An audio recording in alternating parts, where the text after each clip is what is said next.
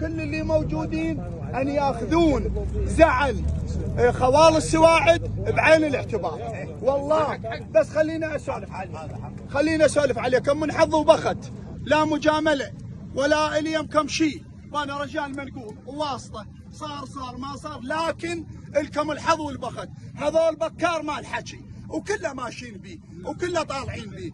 هاي الغضبة وهاي الزعلة مشروعة وحق على سيد وعلى غير السيد، أنا بخدمتك والكم كل الحق. لكن هذا السيد له خصوصية، نشد نقول له شلون له خصوصية. هذا السيد رسول الله صلى الله عليه وآله وسلم لما جابوا الأسارة وأدخلوهم، فقام رسول الله صلى الله عليه وآله وسلم وقال إلى الأسارة: هل فيكم من بني سعد؟ قالوا: بلى يا رسول الله. قال: اخرجوا إكراما لمرضعة حليمة السعدية، عرضت بعين الحليمة. هذا السيد عنده ميزات اتجاه السواعد وعنده أمور تشفع له اتجاه السواعد. نشد نقول له شنو؟ هذا السيد أمه الراضعته ساعدية، وأم أبوه جدته ساعدية، وأضف إلى ذلك ابن محمد. فصار ملزمين السواعد بهذني، بغض النظر عن زعلهم وعن غيظهم، معلقتهم هم ابن اختهم وهم ابن محمد. ولا زعلكم ياهل يقوم من عندكم ويحكي هذا العقال، والله مقبول، والله العلي العظيم مقبول. لكن يا عمي يا السواعد وبراية العباس سويتوا المحد مسوي من حظه. ذلك البطل المقدام الشجاع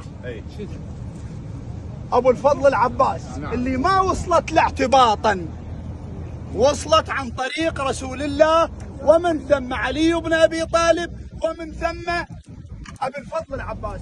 لقب ابي الفضل العباس بعدة القاب، ومنها كفيل زينب، وساق العطاشة، وكبش الكتيبة، وحامل اللواء، وساق العطاشة، رديت عليه، وسبع الكم.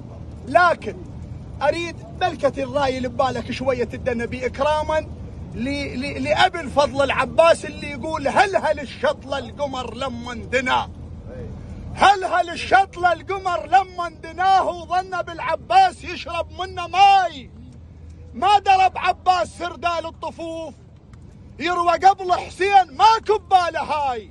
خيب ظنون الفرات بحين صح، سكنه يا ماي العذب واختب ضماي. وش ما غسلنا منك والحسين، شلون اشرب منك وتبتل شفاي.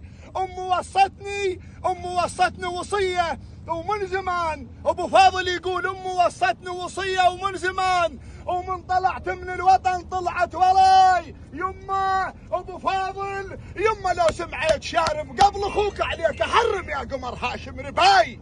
يما لو سمعت شارب قبل اخوك عليك احرم يا قمر هاشم رباي. ولو سمعت بيوم مقتول وشهيد هدوم عيد البس لك وارفع نداي، ما خيب ظن ربيته. عمي هذا 3 دموم بيها انشدت هاي الرايه، وصواب وحادث مرير الى ابعد الحدود، واخذ قضيه راي عام. انا مو اريد اقلل من شان الجريمه، لكن ابو الفضل العباس له حق علينا كلنا. وانا سولفت هذن الابيات، وارجو من جناب السواعد ان تؤخذ هذه الابيات بعين الاعتبار مع حفظ حقوق المجني عليه، واكراما واجلالا لابي الفضل العباس. صلاه تليق بمحمد وال محمد.